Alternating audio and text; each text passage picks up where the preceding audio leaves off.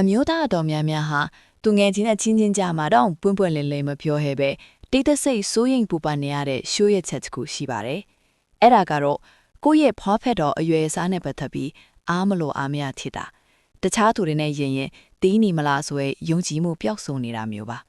တကယ်တော့ခန္ဓာကိုယ်ရဲ့တခြားအစိတ်ပိုင်းတွေလိုပဲဖွားဖက်တော်ကျန်းမာတန်ဆွမ်းဖို့ဆိုတာကြီးချင်းတီးချင်းထက်တင်နိစင်ဘဝမှာဘယ်တော့ဂယူးဆိုင်တလဲဆိုတာပေါ်မှာအများကြီးမူတည်နေပါတယ်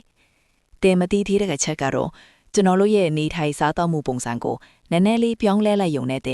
င်ရဲ့စွမ်းဆောင်ရည်နဲ့ယုံကြည်မှုကိုအစားပေါင်းများစွာမြင့်တင်နိုင်တယ်ဆိုတာပါပဲပထမဆုံးအနေနဲ့ကျွန်တော်တို့နေ့စဉ်စားတော့တဲ့အစားအစာတွေဟာဖွားဖက်တော်ရဲ့အသက်သွေးကြောပဲဖြစ်ပါတယ်အတီးရဝတ်တွေများများစားပေးဖို့ပြောရတာဟာသွေးကြောလေးတွေကျန်းမာစေခြင်းလို့ပါဖွားဖက်တော်ထောင်မတ်နိုင်စွမ်းဆိုတာတကယ်တော့သွေးကြောလေးတွေထဲကိုသွေးတွေအရှင်အဟုန်နဲ့စီးဝင်လာတာကိုဆိုလိုတာပါအတီးဘွက်မှာပါတဲ့ဓာတုဆန်ကျင်ပစ္စည်းတွေကအဲ့ဒီသွေးကြောလေးတွေပျက်စီးမသွားအောင်ကာကွယ်ပေးတယ်လို့သွေးလက်ပတ်မှုကိုလည်းအားကောင်းစေပါတယ်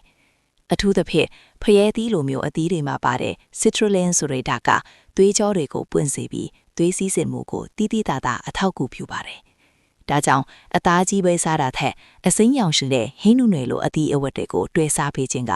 တင်းရဲ့အောက်ပိုင်းကျန်းမာရေးအတွက်တကယ်ကိုအဖိုးတန်တဲ့ယဉ်နှီးမြုံထမှုတစ်ခုဖြစ်လာမှာပါ။ဒါအပြင်လူအတော်များများအမှတ်မှားနေကြတဲ့အချက်တစ်ခုရှိပါသေးတယ်။ကိုယ့်ရဲ့ဖွားဖက်တော်ကတီးနေတယ်လို့ခံစားရတာဟာတကယ်တော့ဘိုက်ကအစီတွေကြောင့်လည်းဖြစ်နိုင်ပါတယ်။ဘိုက်မှာအစီတွေများလာတဲ့အခါဖွားဖက်တော်ရဲ့အောက်ခြေပိုင်းကအစီထုတဲ့ကြားထဲမှာမြုပ်သွားတတ်ပါတယ်။ဒီအခါမှာတကယ်ရှိတဲ့အရွယ်စားထက်ပိုတိုးနေသလိုမျိုးမြင်ရတတ်ပါတယ်။ဒါကြောင့်ဒီနေ့ကိုနာရီဝက်လောက်ပုံမှန်လေ့ကျင့်ခန်းလုပ်ပြီးဘိုက်အစီချလိုက်တာနဲ့တင်းရဲ့ငကိုအရွယ်စားကပြန်ပေါ်လာပြီးပိုမိုကြီးကောင်းလာမှာပါ။လေ့ကျင့်ခန်းလုပ်တာကနှလုံးကိုတင်ကောင်းစေတာမဟုတ်ပဲခန္ဓာကိုယ်တစ်ခုလုံးရဲ့သွေးစည်းစိမ်မှုကိုမြန်ဆန်စေလို့ဖွားဖက်တော်စီကိုသွေးရောက်ရှိမှုပိုကောင်းစေပြီးအချိန်ကြာကြာထောင်မတ်နိုင်ဖို့ပါကူညီပေးပါတယ်။စိတ်ပိုင်းဆိုင်ရာအချက်ကလည်းအမျိုးသားထူးကြီးအတွက်တကယ်ရန်တူတော်ကြီးပါပဲ။အလုံးမှာစိတ်ငြိမ်ရတာစိုးရင်စိတ်များတာတွေကခန္ဓာကိုယ်ထဲမှာ adrenaline တွေထွက်လာစေပြီးသွေးကြောတွေကိုကျဉ်းသွားစေပါတယ်။သွေးကြောကျဉ်းသွားတဲ့အခါ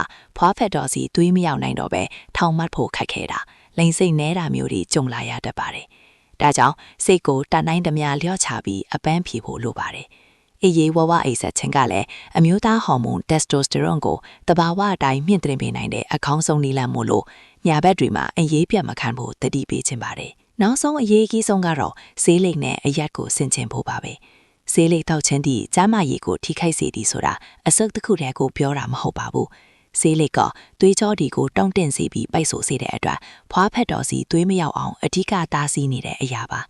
အရက်ဆိုရင်လည်းအမျိုးသားဟော်မုန်းထုတ်လုပ်မှုကိုနှုတ်တေးစေတာကြောင့်ရေစီမှာတင်းရဲ့စွမ်းဆောင်ရည်ကိုကျဆင်းစေုံတင်မကပဲအာယုံကြောစနစ်ကိုပါထုံထိုင်းသွားစေနိုင်ပါတယ်ဒါကြောင့်တင်းရဲ့ဖွားဖက်တော်ကိုတကယ်ကိုကျမ်းမာတန်ဆွမ်းပြီးယုံကြည်မှုအပြည့်ရှိစေခြင်းတဲ့ဆိုရင်တော့အခုပြောခဲ့တဲ့အချက်လေးကိုတေချာလေးလိုက်နာပြီးဖြူပင်ပြောင်းလဲကြည့်ဖို့တိုက်တွန်းခြင်းပါတယ်